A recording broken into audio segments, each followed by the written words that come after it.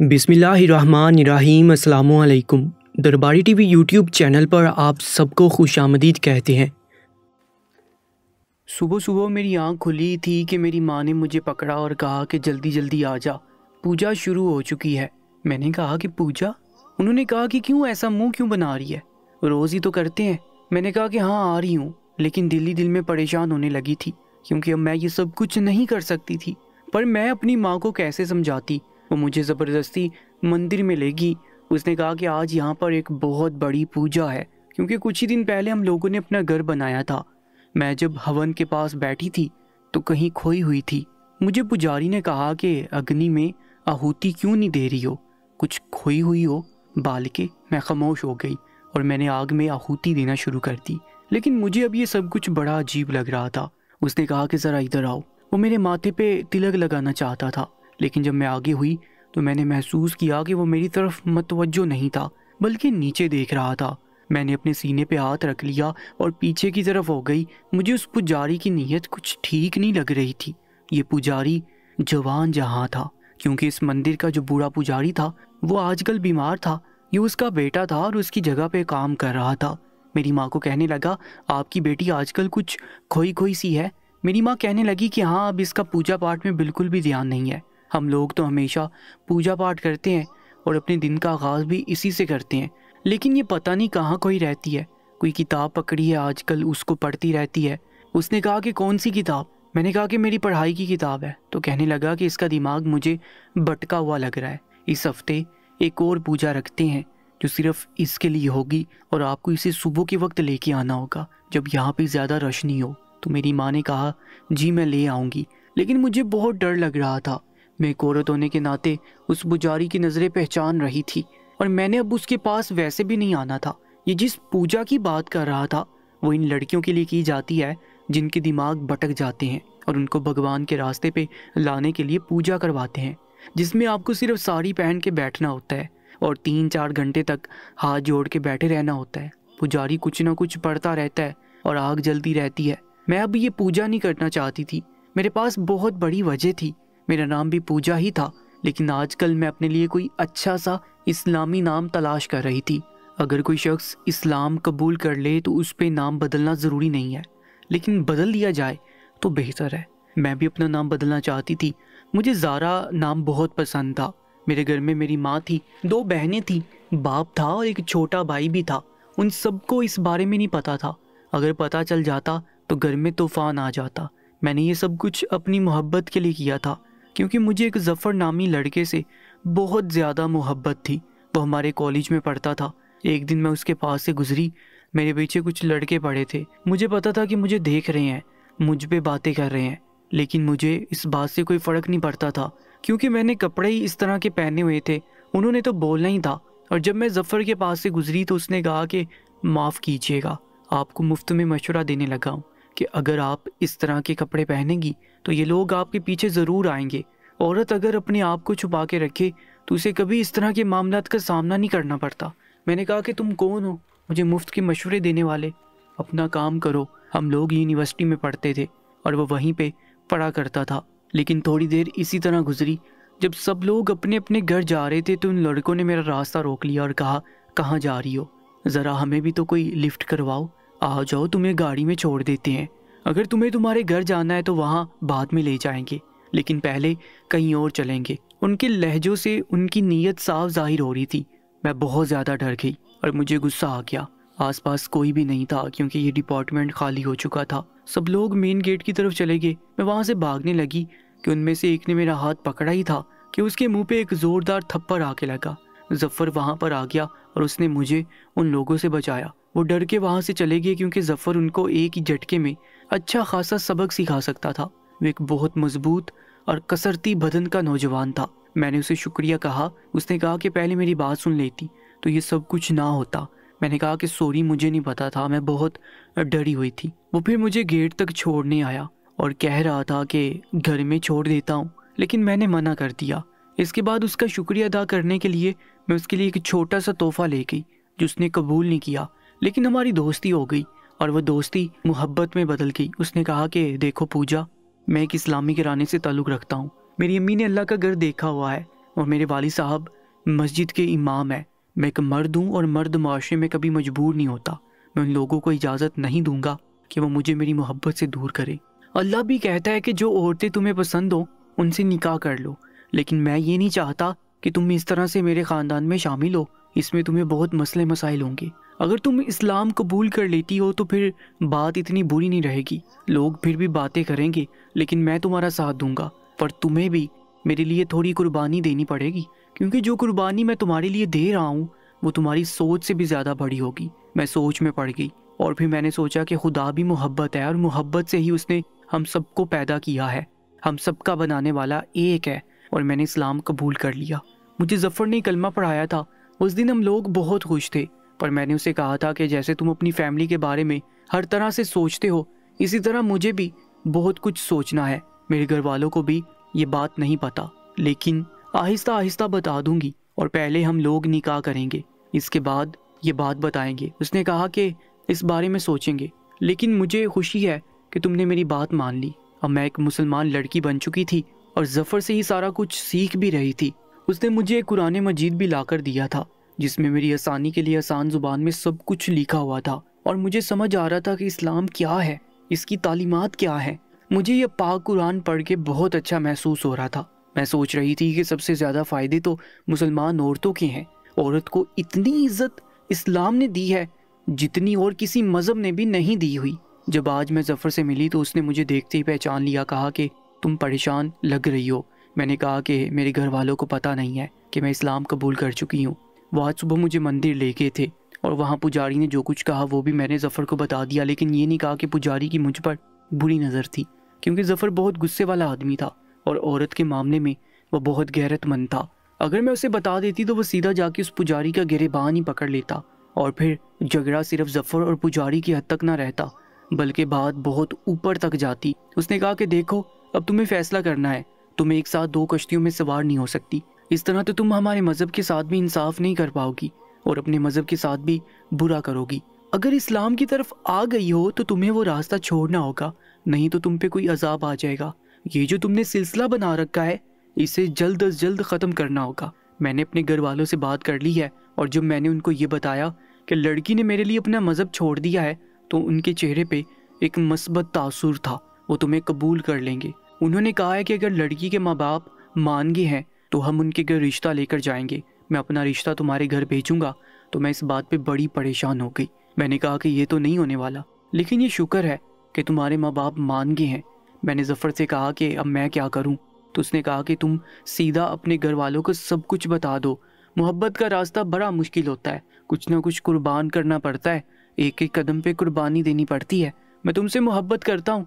जो किताब मैंने तुम्हें दी है वो कुरान पाक है और उसमें औरत के जितने हकूक़ लिखे हैं वो सब हकूक़ तुम मुझसे ले सकती हो और मैं तुम्हें दूंगा।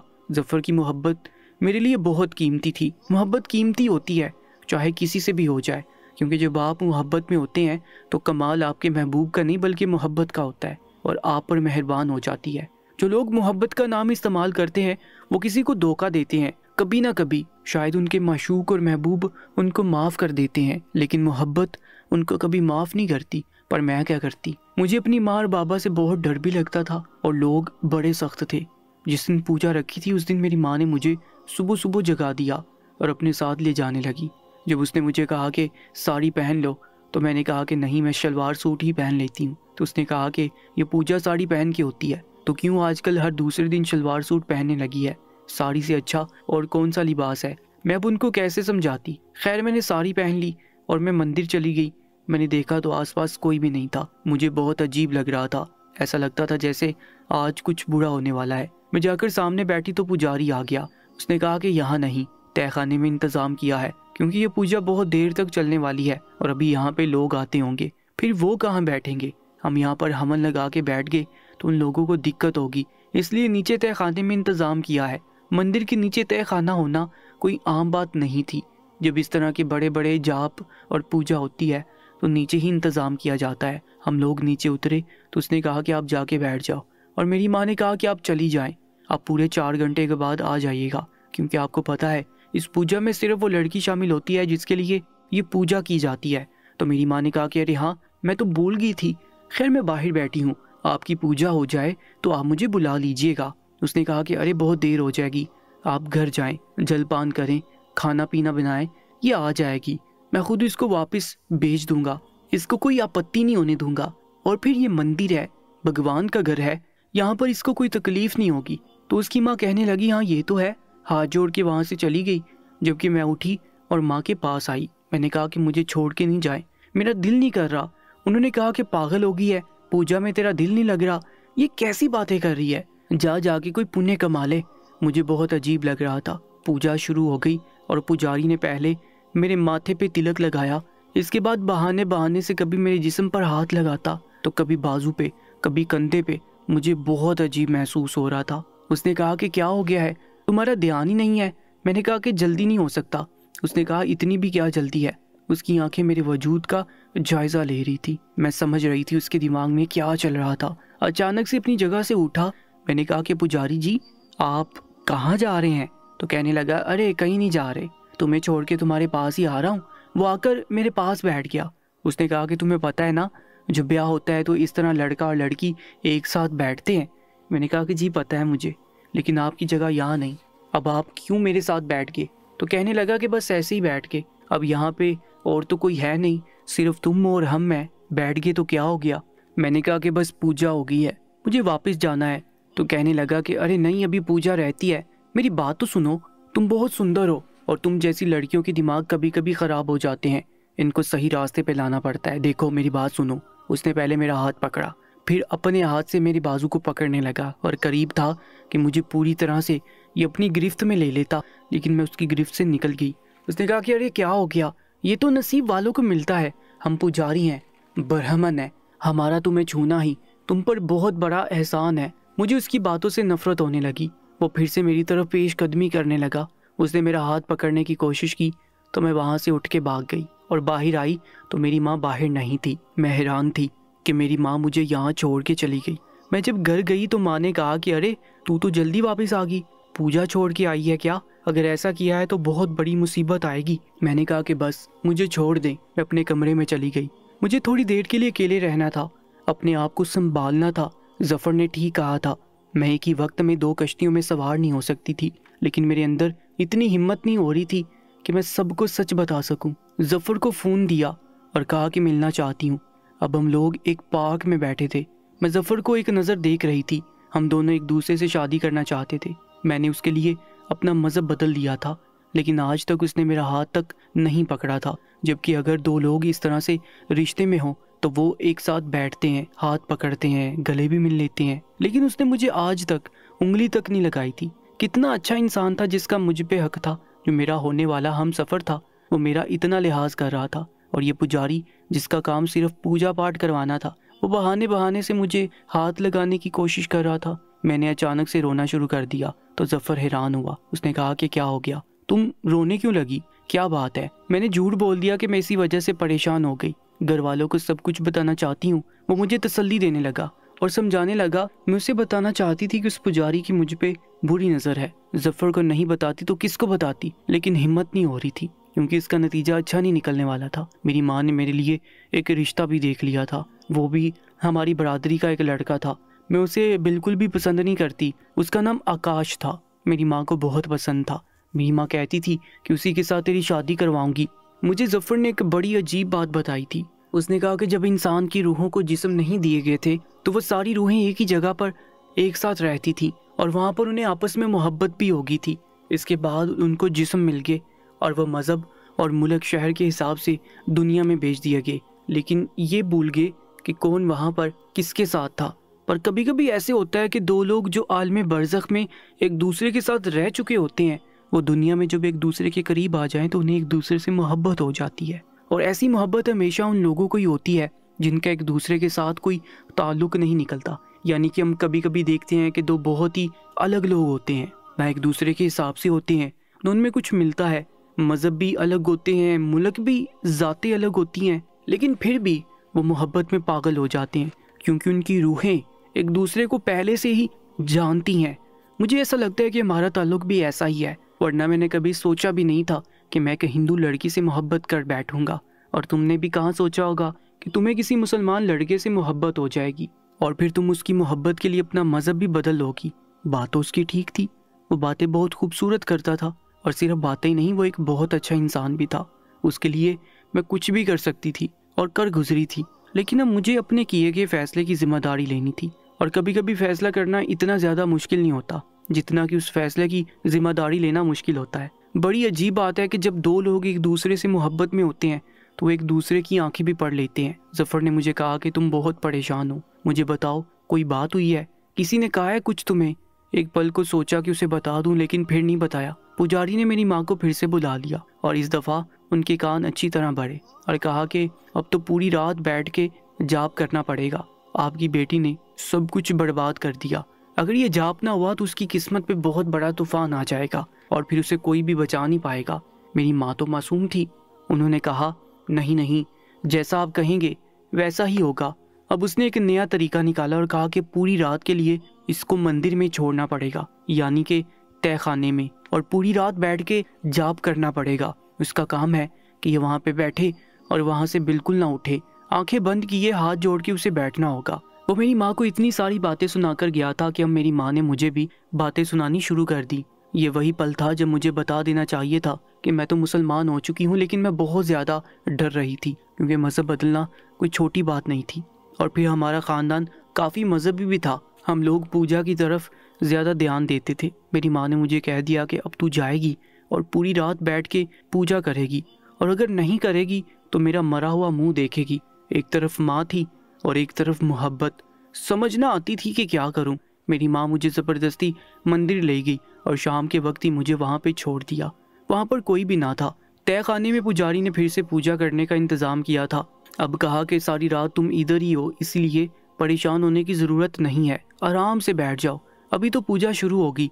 मेरी माँ वहाँ से चली गई क्योंकि वो सारी रात वहाँ नहीं बैठ सकती थी। मेरे पास मेरा फ़ोन था तो बेचारी ने कहा कि फ़ोन को एक तरफ रख दो। फ़ोन भी एक तरफ रख दिया। मैं बहुत डरी हुई थी, न जाने मेरे दिमाग पर क्या फितूर सवार हो गया था। मैंने अभी फ़ोन रखा ही था, उस पर जफ़र की कॉल आने लगी और पुजारी ने देख लिया कि मुझे किसी मुसलमान लड़के की कॉल आ रही है। उसने कहा, ये जफ़र कौन है? मैंने कहा, कोई नहीं है। वो कहने लगा कि कहीं यही वजह तो नहीं है जिसने तुम्हें घुमा दिया है और तुम आजकल उसी के ख्यालों में खोई रहती हो। कौन है ये? पुजारी तो मुझसे ऐसे सवाल कर रहा था जैसे वो मेरा शोहर है। बुरी तरह चिल्ला रहा था। मैं डर गई, गुस्से में मुझ पे हाथ ही न उठा दे। फ़ोन फिर आने पर पुजारी ने कॉल काट दी और पूजा के सामान को एक तरफ फेंक कर मेरी तरफ देखा। तेरी जैसी लड़कियों की वजह से और लड़कियां खराब होंगी। पहले तो मेरी नीयत कुछ और थी, लेकिन आज तो मैं तुझे ऐसी सज़ा दूंगा कि तू हमेशा याद रखेगी। मैं वहाँ से भागना चाहती थी पर उस शख्स ने मुझे अपनी गिरफ्त में ले लिया। बुरी तरह से चिल्लाने लगी, सोचने लगी कि आज मेरी ज़िंदगी का सबसे बुरा दिन है। किस बात की सज़ा मिल रही थी मुझे? क्या किया था मैंने? मुझे लग रहा था कि आज के बाद मैं कभी पहले जैसी नहीं रहूँगी, शायद ज़िंदगी से ही बेजार हो जाऊँ। जब अचानक से जफ़र वहाँ पर आ गया और उसने पुजारी को एक हाथ से उठाकर एक तरफ फेंक दिया। मर्द के अंदर ताकत होती है, लेकिन यहाँ पे सिर्फ ताकत नहीं, जुनून था, क्योंकि कोई उसकी पसंदीदा औरत के साथ इस तरह का सलूक करे, वो ये कैसे बर्दाश्त कर सकता था।